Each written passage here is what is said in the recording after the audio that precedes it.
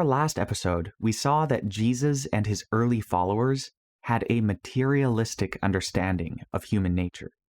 They believed and taught that bodily resurrection is the only hope for a future life, a doctrine that is fundamentally inconsistent with the idea that we have immaterial souls. This time, we turn to Jesus' own nature. Since Christians typically understand humans to have a dual nature, it's unsurprising that they think of Jesus as a dual being as well, having a human body but a divine soul or spirit. But from our last episode, it should be clear that this sort of dualism is inconsistent with Jesus' own teachings. So it's really implausible to think that he or his earliest followers thought of him like that. And actually, a read-through of the earliest writings of Jesus' followers reveals that they never described him as a dual being, but always as a unitary being, a purely material person.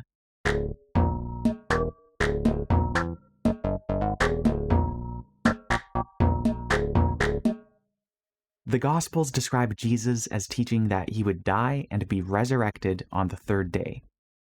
And in all this description, there is no mention of an immaterial soul, and no indication that he would exist separate from his body during his death. On the contrary, he describes his own death and resurrection in the same way as he describes everyone else's death and resurrection. For sake of time, I won't cite the passages, but you can find them easily by doing searches in the New Testament for words like rise, raised, and resurrection. Okay, let's now look at how Jesus is depicted at a few key points in the Gospels. In describing Jesus as a child, the Gospel of Luke says, quote, "And Jesus increased in wisdom and stature, and in favor with God and men." End quote. That's Luke 2, verse 52. If Jesus was a dual being, you might expect that his body would grow, but why would his wisdom grow along with his body? Dualists attribute wisdom to the soul, and if Jesus' soul was the second person of the Trinity inhabiting his body, wouldn't it already have all wisdom? But here, the maturation of Jesus is said to include increasing in stature and wisdom. This is the way it is with all of us. Our mental capacities develop in conjunction with the development of our bodies.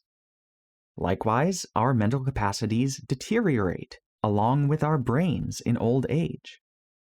This is a powerful argument for the purely material nature of mental activity in general, and the fact that Jesus was no exception to this rule indicates that his mind, too, was simply the activity of his thinking organ, rather than being a separate, non-physical soul inhabiting his body. Okay, now let's move to the next point. If Jesus' followers believed he was a dual being with a non-physical aspect, perhaps the place you would most expect to see them mention it is when describing his death. But this isn't what you find at all. Consider, for example, these selections from the Gospel of Mark regarding Jesus' death, burial, and resurrection. Quote, "Jesus cried out with a loud voice and gave up the spirit." The word spirit here is really misleading. The word just means breath. Joseph of Arimathea boldly went in to Pilate and asked for Jesus' body. He granted the body to Joseph. He bought a linen cloth, and taking him down, wound him in the linen cloth, and laid him in a tomb which had been cut out of a rock. Mary Magdalene and Mary, the mother of Joseph, saw where he was laid. When the Sabbath was past, Mary Magdalene and Mary, the mother of James and Salome, came to the tomb. Entering into the tomb, they saw a young man sitting on the right side, dressed in a white robe, and they were amazed. He said to them, "Don't be amazed. You seek Jesus, the Nazarene, who has been crucified. He has risen. He is not here. "Behold, the place where they laid him." End quote. Again, that was selections from the Gospel of Mark, from chapter 15, verse 37 to chapter 16, verse 6. Notice, there is nothing here about a soul of Jesus continuing to exist while his body was dead.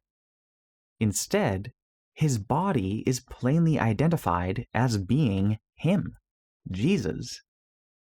The same body, the one that was Jesus, lived, was crucified, died, was buried, and then was raised from the dead on the third day.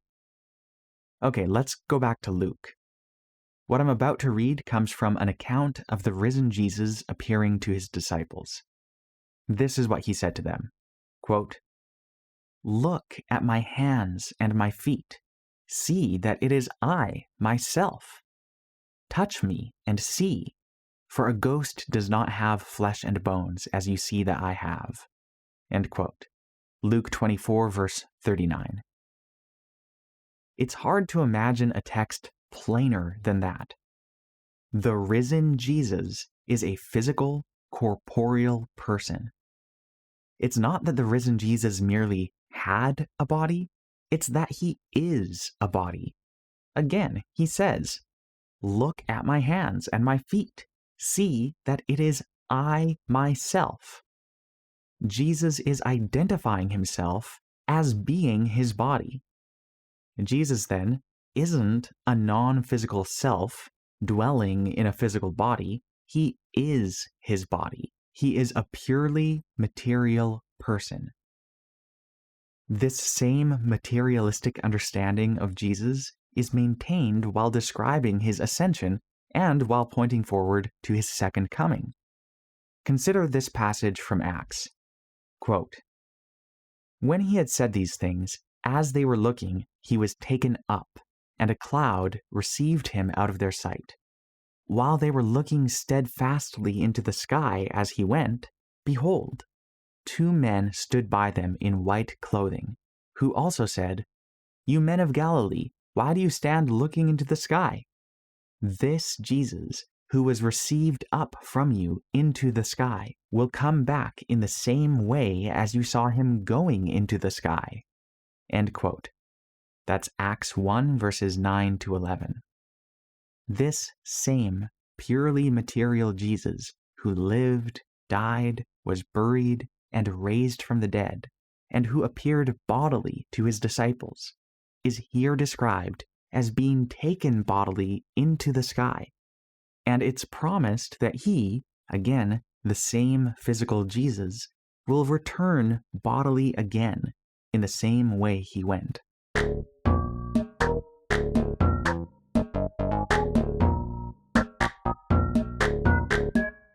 In this episode, we really just scratched the surface when it comes to the materialistic understanding of Jesus among his early followers. If you want more, I recommend subscribing to the podcast, and also just keeping up with the material we publish in general. And if you don't know where to find that, just go to bdsda.com. There will be a link in the description. Also, we have a series of live Zoom meetings coming up from October 11 to 17 on a topic closely related to what we covered today. More specifically, it's on the personality of God, an SDA pillar doctrine. Check out the description for the details. And if you're listening to this after October 17, 2022, the description will contain links to the recordings.